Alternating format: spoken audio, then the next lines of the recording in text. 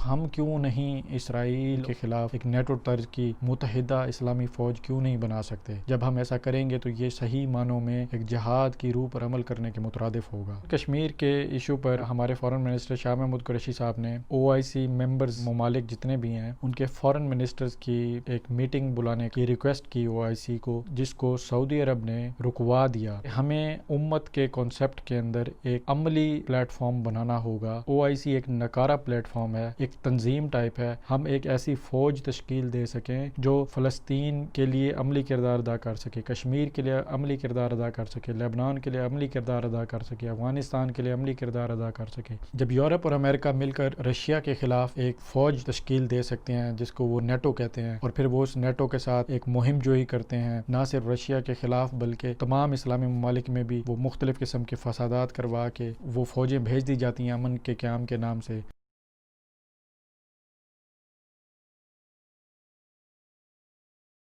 السلام علیکم ناظرین، میں ہوں آپ کا ہوسٹ نعمان شاہ۔ ناظرین، کشمیر کے ایشو پر ہمارے فارن منسٹر شاہ محمود قریشی صاحب نے OIC ممبرز ممالک جتنے بھی ہیں ان کے فارن منسٹرز کی ایک میٹنگ بلانے کی ریکویسٹ کی OIC کو، جس کو سعودی عرب نے رکوا دیا، اور بہت سارے ممالک کو جو سعودی عرب کے ساتھ ہیں ان کو اپنے ساتھ ملا کر OIC کو منع کر دیا کہ ایسی کوئی میٹنگ نہ بلائی جائے۔ جس کے بعد شاہ محمود قریشی صاحب نے ایک بڑا سخت رد عمل دیا اور انہوں نے یہ کہا کہ آیا ہمیں ان فیوچر اب ہمیں اپنی ڈائریکشن طے کرنی ہوگی کہ کیا ہمیں سعودی عرب کے ساتھ جانا ہے یا ہمیں اپنا علیحدہ سے مسلم بلاک بنانا چاہیے۔ تو ناظرین، یہ شاہ محمود قریشی صاحب کی بات بہت اچھی بات کی انہوں نے کہ ہمیں امت کے کانسیپٹ کے اندر ایک عملی پلیٹ فارم بنانا ہوگا۔ OIC ایک نکارہ پلیٹ فارم ہے، ایک تنظیم ٹائپ ہے۔ ہمیں ایک لیجیٹیمیٹ اور ہمیں ایک جس کی اسلامی دنیا میں ایک قانونی حیثیت ہو، ایک پاورفل انسٹیٹیوٹ، ایک پاورفل پلیٹ فارم بنانا چاہیے۔ جیسے میں نے پہلے بھی کچھ ویڈیوز بنائی کہ سینٹرل گورنمنٹ کے حوالے سے ہمیں ایک ایسا ادارہ لازمی چاہیے۔ اب سعودی عرب اس میں آنا چاہتا ہے یا نہیں آنا چاہتا، ہمیں اس کی پرواہ نہیں کرنی چاہیے۔ ہمیں ہر اس چیز کو سپورٹ کرنا ہے جو امت کو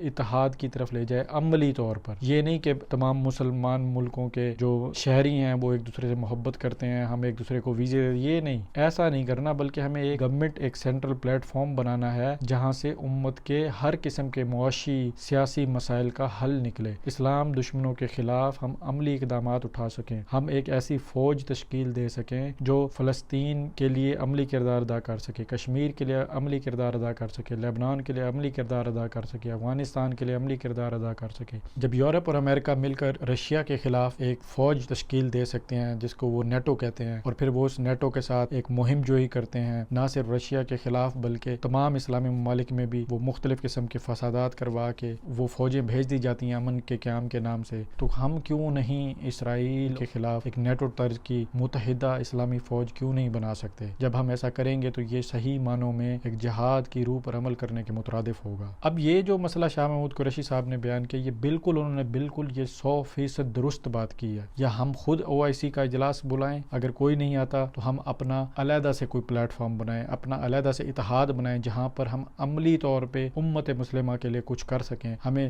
سینٹرل بینک چاہیے، ہمیں ایک متحدہ فوج چاہیے، ہمیں ایک متحدہ بیت المال چاہیے، ہمیں بہت ساری ایسی چیزیں جو متحدہ ہوں جس سے امت ایک جسم کی مانند بن جائے عملی طور پر۔ اب دیکھیں یورپ میں یورپی یونین بنائی ہوئی ہے، کچھ لوگ یہ کہتے ہیں جی کہ جب تک ہم ترقی نہیں کر سکتے تب نہیں، یہ بات غلط ہے۔ ترقی سے مشروط نہ کریں اپنے اتحاد کو۔ جو یورپی یونین ہے اس میں 4 سے 5 ملک صرف ایسے ہیں جو ترقی یافتہ ہیں۔ ایسٹرن یورپ سارا غریب ہے، یورپ کے اکثر ملک غریب ہیں، مگر انہوں نے 1 یونٹ بنا کے اپنی جو ویلتھ ہے اس کو انہوں نے سرکولیٹ کیا ہوا ہے، اپنی پالیسیز کو سرکولیٹ کیا ہوا ہے، اپنی یعنی کہ تمام سروسز کو یکساں طور پہ تقسیم کیا ہوا ہے ایک دوسرے ممالک کے اندر، ریگارڈلیس ان کی GDP کیا ہے، ان کی غربت لیول کیا ہے، ان ساری چیزوں کو اگنور کر کے انہوں نے ایک یونٹی بنائی ہوئی ہے۔ تو ہمیں بھی اسی طرح کا ایک عملی پلیٹ فارم لازمی چاہیے۔ ایک بات تو یہ، اب دوسری بات یہ ہے کہ علماء کرام کے حوالہ سے جو سعودی عرب کے شاہ محمود قریشی صاحب کے اس بیان کے بعد سعودی عرب کی حمایت میں بات کر رہے ہیں، میں صرف اتنا کہنا چاہوں گا کہ جب تک ہم پاکستان میں علماء کا لیگل سٹیٹس نہیں بناتے، ایک آئینی دینی اسلامی ادارہ بنا کے علماء کو میرٹ بیس پہ جاب نہیں دیتے جو اسلام کا کام کریں اور پھر ان کا ایک پورا پروسیس ہو، تو جب تک ہم ایسا نہیں کرتے تو علماء کرام استعمال ہوتے رہیں گے. کبھی سعودیہ کے لیے استعمال ہوں گے، کبھی ایران کے لیے استعمال ہوں گے، کبھی خود پاکستان کی حکومتوں کے لیے استعمال ہوں گے. کیونکہ آپ دیکھیں کہ علماء کا جو اس ٹائم سٹیٹس ہے نا، لیگل سٹیٹس ہے، وہ عام شہری کا ہے. عالم ہم ان کو کہتے ہیں، وہ تو اسلام نے ایک ٹائٹل دیا، اسلام نے ان کو رسپیکٹ دی ہے، سٹیٹس دیا ہے، مگر ریاست کی طرف سے تو ان کا سٹیٹس عام شہری والا ہے. نہ ریاست نے ان کو کوئی عہدے دیے ہوئے ہیں، نہ ریاست نے ان کو کوئی ٹائٹلز دیے ہوئے ہیں، نہ ریاست نے کوئی ان کو اسپیشل سٹیٹس دیا ہوا ہے. تو وہ عام شہری ہیں. اب ایک عام شہری اپنا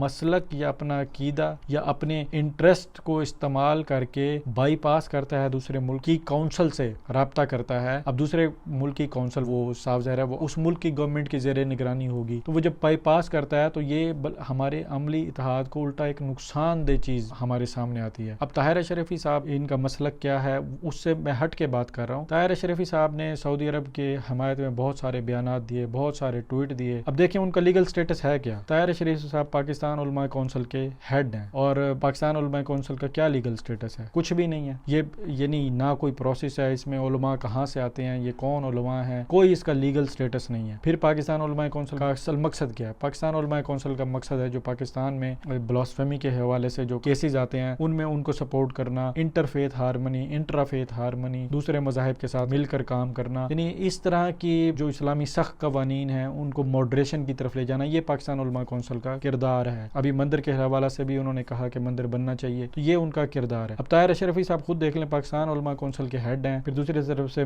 وفاق المساجد کے بھی ہیڈ ہیں. پھر جو سب سے اہم بات ہے وہ سمجھنے کی ضرورت ہے کہ مسلم ورلڈ لیگ ہے ایک جو مکہ میں بیسڈ ہے اور وہاں سے آپریٹ ہوتی ہے. یہ ایک این جی او ہے سعودی عرب میں. طاہر اشرفی صاحب اس کی سپریم کونسل کے ممبر ہیں، اور وہ این جی او سعودی گورنمنٹ کی طرف سے فنڈ ہوتی ہے کہ اس کا کام یہ ہے کہ ہر وہ کام کرنا جو سعودی گورنمنٹ کی حمایت میں ہو. یعنی مسلم ورلڈ لیگ جو ہے پہلے وہ پوری دنیا میں وہابیزم پھیلانے کا کام کرتی رہی، اس کی فنڈنگ سعودی گورنمنٹ کر رہی تھی. اب وہ چونکہ سعودی عرب ماڈریشن کی طرف جا رہا ہے تو اب مسلم ورلڈ لیگ ماڈریشن کی باتیں کر رہی ہے، اسلام میں ماڈریشن کی باتیں کر رہی ہے. اب طاہر اشرفی صاحب کس کیپیسٹی میں ان کی حمایت کرتے ہیں، کیوں ملنے جاتے ہیں وہاں پہ؟ یعنی طاہر اشرفی صاحب علماء پاکستان کو نہیں ریپرزینٹ کر رہے ہیں، یاد رکھیں، نہ کسی مسلک کو ریپرزینٹ کر رہے ہیں. بے شک وہ دیوبند مسلک سے ہیں مگر ان کا موقف کوئی دیوبندی موقف نہیں ہے. اگر ان کی سعودیوں سے کوئی اپنی انڈرسٹینڈنگ ہے، جیسے میں نے بتایا وہ تو ان کی ایک فنڈڈ این جی او کے ممبر ہیں، سپریم کونسل کے ممبر ہیں، تو اس سے یہ نہیں ہم کہیں گے کہ یہ دیوبندیوں کا موقف ہے سعودیوں. دیوبند ایک علیحدہ مسلک ہے، مگر طاہر اشرفی صاحب ایک این جی او کے حوالے سے کام کرتے ہیں. تو وہ جس کیپیسٹی میں وہ یہ ساری حمایت کر رہے ہیں تو ہمیں یہ سوچنا ہے کہ ان کا پاکستان میں لیگل سٹیٹس کیا ہے. وہ کوئی ریپرزینٹیٹیو ہیں گورنمنٹ کے، وہ کون ہیں؟ وہ تمام این جی اوز کے ممبر ہیں. پاکستان علماء کونسل بھی ایک این جی او ہے، وفاق المساجد بھی این جی او ہے، وفاق المدارس بھی این جی او ہے، پھر ورلڈ مسلم لیگ جو ہے مکہ میں وہ بھی ایک این جی او ہے. تو ایسی صورت میں ہم اتحاد کی طرف کبھی بھی نہیں بڑھ سکتے، ہم صحیح پوزیشن کبھی بھی نہیں اپنا سکتے. ہم تمام علماء کا ایک متفقہ طور پہ ادارہ بنائیں پاکستان کے اندر جس کا لیگل سٹیٹس ہو، آئینی سٹیٹس ہو، اس میں علماء میرٹ کے طور پہ جائیں، پھر وہ گورنمنٹ کی رہنمائی کریں. اگر گورنمنٹ چاہتی ہے کہ وہ جس طرح شاہ محمود قریشی صاحب نے علیحدہ بلاک کی بات کی، تو وہ جو ہمارا ادارہ ہو وہ تمام اسلامی ممالک میں دوسرے علماء سے اپنا اتحاد قائم کرے، دوسرے علماء کے تھرو ان کی گورنمنٹس کو استعمال کرے یا ان کی گورنمنٹس کو اپنے موقف کی طرف لے کے آئے. این جی اوز کے بندے تو آپ جانتے ہیں کہ این جی اوز کے بندے تو فنڈڈ ہوتے ہیں. بے شک پاکستان کی ہی گورنمنٹ اگر ان کو فنڈ کر رہی ہے، یہ تو استعمال ہو گیا علماء کا. یہ کام نہ کریں. اگر کوئی یہ سوچتا ہے کہ علماء اتنے سمجھدار ہیں یا اتنے دین سے مخلص ہیں تو استعمال کیوں ہوتے ہیں، یہ ایسی بات نہیں ہے. جیسے میں نے کہا کہ علماء کرام کا لیگل سٹیٹس تو کچھ بھی نہیں ہے پاکستان میں، وہ عام شہری کی طرح ہے. عالم دین ہم ان کو اسلام کے حوالے سے بس کہتے ہیں. تو جب ان کا لیگل سٹیٹس ہی کوئی نہیں، عام شہری ہے، تو عام شہری پر تو کوئی پابندی نہیں ہے کہ وہ دوسرے ملک سے کیا تعلق قائم کرتا ہے یا دوسرے ملک میں کیا بزنس کر رہا ہے. عام شہری کا یہی ہے، وہ کوئی ریاستی عہدیدار نہیں ہے کہ ان پہ پابندی لگائی ہے. آپ ریاستی عہدے دیں علماء کو اور پھر ان کا صحیح ہم استعمال کر سکیں، ان سے ہم اتحاد امت کا بہت بہترین کام لے سکتے ہیں. کیونکہ علماء کا کوئی لیگل سٹیٹس نہیں ہے تو ہر کوئی اپنی مسلکی عقیدت میں، اپنے ذاتی تعلقات میں کسی بھی وجہ سے دوسرے ملک کی حمایت کرتا ہے. سیم یہ ایران کے ساتھ بھی یہی مسئلہ ہے، سعودیہ کے ساتھ تو ہے ہی ہے، پھر پاکستان کی گورنمنٹس بھی یہی کام کرتی ہیں، علماء کو، ان این جی اوز والے علماء کو استعمال کرتی ہیں. تو جب تک ہم لیگل سٹیٹس نہیں بنائیں گے उलमा का, तो ये चीज़ें हमें देखने को मिलती रहेंगी। शाह महमूद कुरैशी साहब ने बिल्कुल ठीक कहा, हमें मूव फॉरवर्ड होना चाहिए, हमें अपना ब्लॉक बनाना चाहिए, इस्लामी ब्लॉक। हमें किसी मुल्क की कोई परवाह नहीं करनी, क्योंकि ये उम्मत की भलाई की बात है, और जब उम्मत की बात होती है तो उसमें मुल्क रिगार्डलेस हो जाते हैं, मुल्कों का कोई कॉन्सेप्ट नहीं रहता। हम इसी करंट दुनिया के वर्ल्ड तनाजुर के अंदर ही रह के इन्हीं ममालिक की सूरत में हमने मुतहिदा ऐसी पॉलिसीज़ बनानी है कि ये जो मुल्कों का कॉन्सेप्ट है ये गैर मौसर हो जाए। फिजिकली ये इसी तरह सारे मुल्क रहें, मगर हमारी मुतहिदा पॉलिसीज़ इस्लामी ममालिक की ऐसे बने कि इन सारी फिजिकल जो स्ट्रक्चर है ये गैर मौसर हो जाए उम्मत के लिए। जैसे यूरोपीय यूनियन में है कि आप किसी मुल्क में भी हैं, कहीं भी जाके जॉब करते हैं, आपको फंडिंग, आपको रिसोर्सेज इक्वली, हर चीज़ इक्वली दी जाती है। तो वैसे बज़ाहिर वो सारे मुल्क हैं अलग-अलग, मगर गैर मौसर हैं, अमली तौर पे गैर मौसर है, अमली तौर पे वो सारा एक मुल्क कहलाता है। तो हमें भी इस तरह के इक़दामात करने हैं। जज़ाकल्लाह।